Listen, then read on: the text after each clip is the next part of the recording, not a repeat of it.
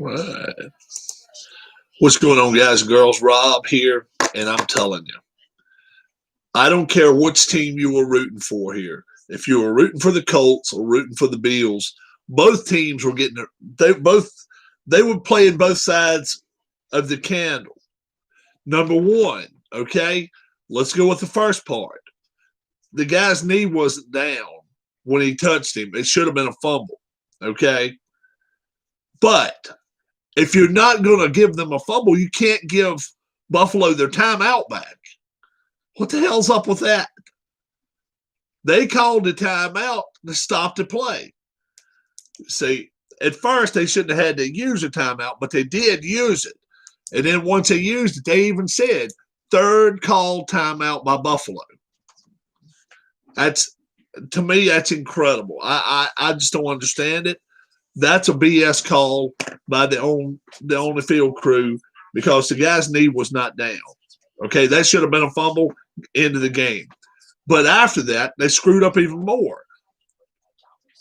They gave Buffalo their timeout back. Shouldn't have done that. Then, at least twice, when Rivers had the ball centered to him, they stopped the plays. I mean, you cannot wait until the guy has the ball in the air. And look, all game long, we saw the game clock go to zero. That's supposed to be this crew was really a sucky crew. They did not deserve to be playoff. I hope they're not a Super Bowl crew. Let's hope that. They don't deserve to be on the Super Bowl crew because they were really bad. They were really bad on the field for both. And I mean, they were trying to play both teams. Okay. We don't want to end this game with this fumble, so we'll give that to the Colts. Well, we don't want to screw the Bills that way, so we'll give them a timeout. You can't do that. You can't do that. You got to draw the line in the sand and be like, okay, this is what is fair because this is what is right and this is what's just. And they just didn't play it that way. They were trying to play both sides of the ball and have everybody shake hands with them at the end. That's just not right. The Colts were the better team for a majority of this game.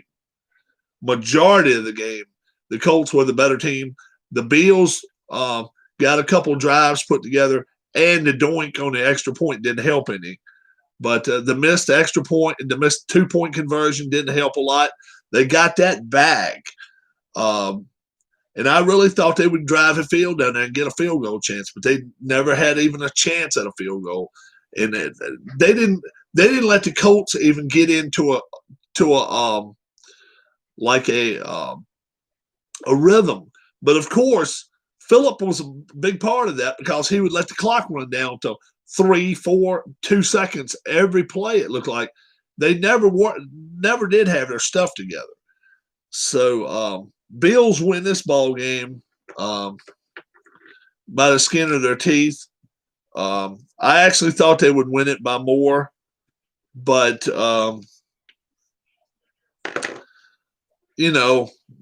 it's to me it's kind of weird the way it ended because you generally have a crew that knows what's going on, and they were clueless. They were clueless. They had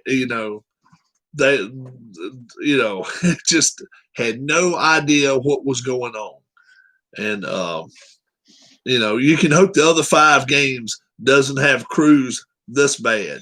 I would give this crew a D- at best, probably an F. They were clueless. They had no idea what they were doing. They would stop the clock, start the clock, stop the clock, stop the clock, start the clock.